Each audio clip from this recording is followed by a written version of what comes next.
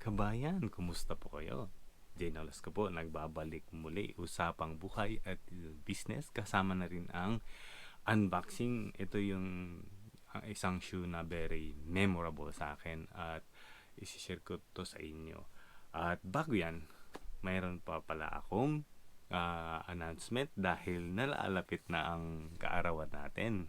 So, gusto kong mag-share at magpa-giveaway ng isang Jordan 1 low na band in size 8. So, ito lang yung kasing available dyan sa atin na naipadala ko na. So, yun lang kaya kong ma-send agad pag natapos na yung giveaway. So, ano ang mechanics ng giveaway natin? Simple lang naman. Follow nyo ako sa Instagram.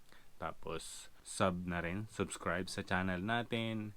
Share. Tapos, comment na rin kung kahit na anong comment dun sa baba. Pag na-meet natin ng 100 likes. 100 likes, kaya naman siguro yun, di ba? Pag na-hit natin ng 100 likes, then, saka natin i-draw kung sino ang winner ng Jordan 1 Low Band Colorway na size 8. Size 8 lang So, yun.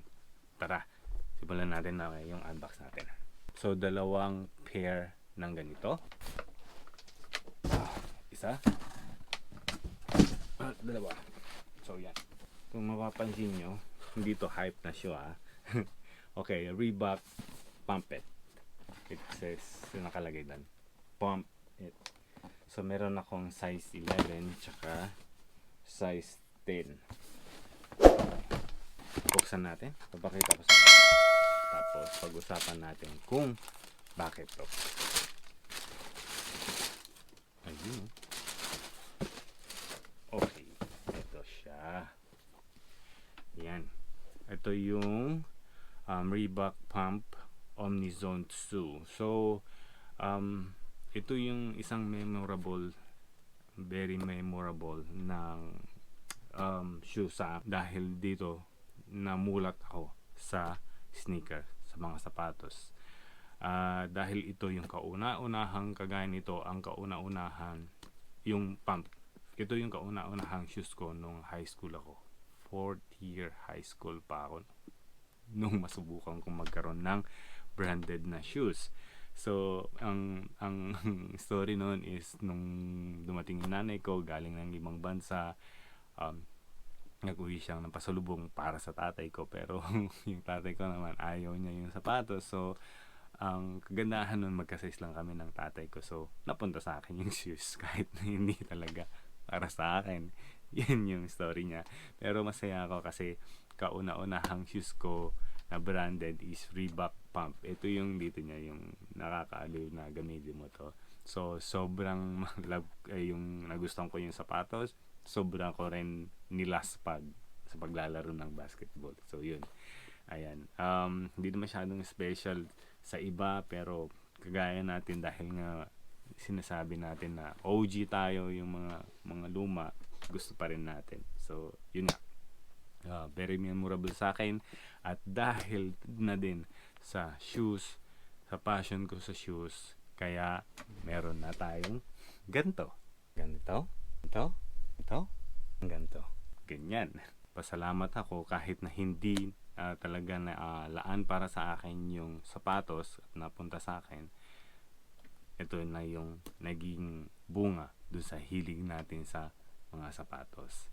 At dahil na rin doon, yung pagkahilig natin sa sapatos na gusto natin na magkaroon pa, syempre yung purpose nun na gusto pa natin kumuha ulit, may hassle na nangyari na, kaya naging sneaker reseller na rin tayo para makabili tayo ng gusto nating sapatos. So, bili ng dalawa or bili ng tatlo, ibenta yung dalawa para akin na yung isa.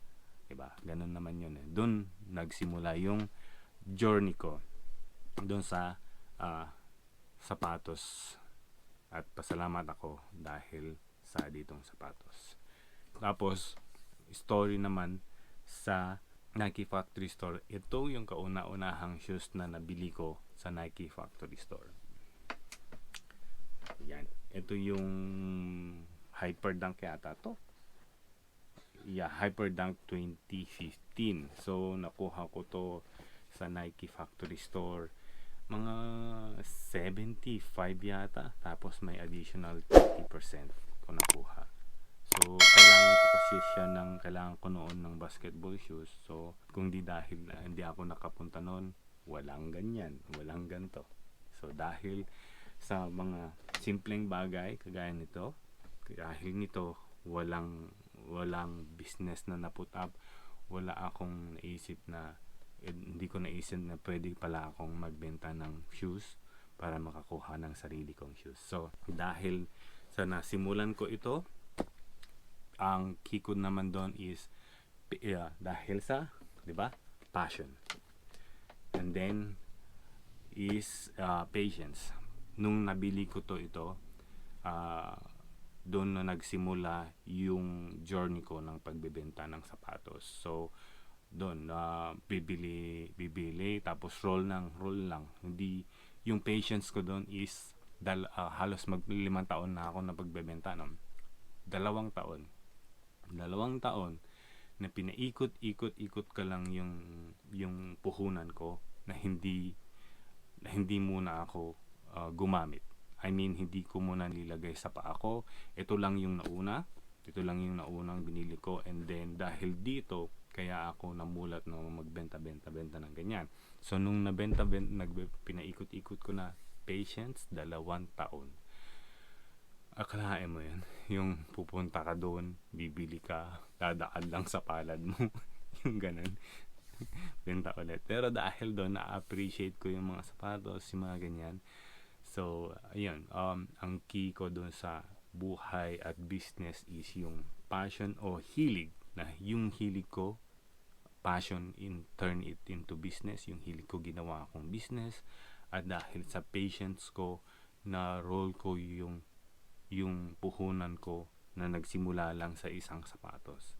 So, yun ang share ko sa inyo na simpleng aral ng buhay. Pero, I think marami naman nakaka-relate sa inyo ng ganyan.